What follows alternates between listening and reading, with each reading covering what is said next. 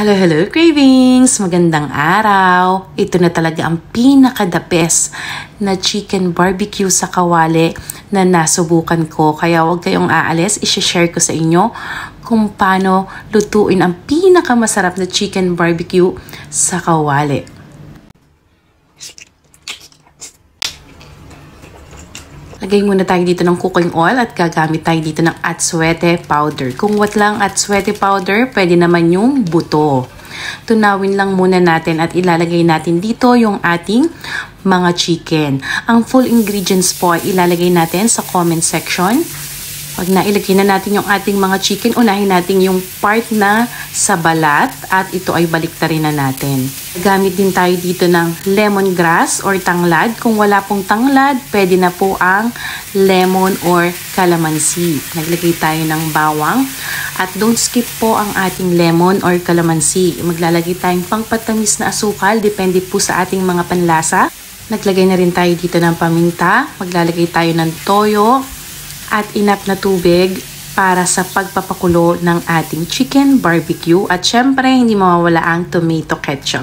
Pag walang tomato ketchup, pwede na po ang banana ketchup. At pakukuluin natin ito ng mga 30 to 45 minutes hanggang lumapot yung ating sabaw. Pagkaraan ng 40 minutes, ito na ang ating chicken barbecue sa kawali. Ay, Diyos ko, ang sarap.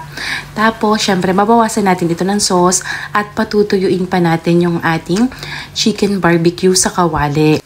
Yung sauce po na yan, pwede nating sausawan. Tapos, tatanggalin na natin yung mga tanglad at saka yung ating bawang. At babalik rin natin ito na may kasamang pagmamahal at lambing para hindi masira yung skin ng chicken at ma-achieve natin yung chicken barbecue. Tapos, ilalagay natin ito sa side at on the same pan, tayo ay magluluto ng java rice. Margarine ang gagamitin ko. Pwede kayong gumamit ng butter kung meron tayong butter.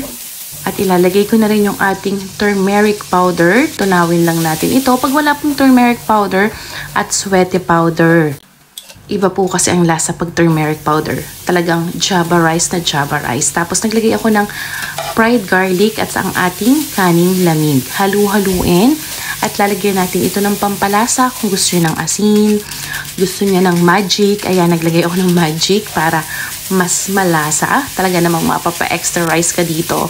At pwede na to, tara nang maghain. O, diba? 2 cups rice agad para sa extra rice.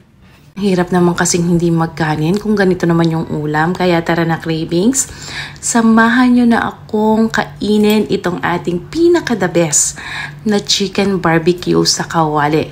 Na promise, hindi nyo pagsisisihan, pinaka-the best talaga to.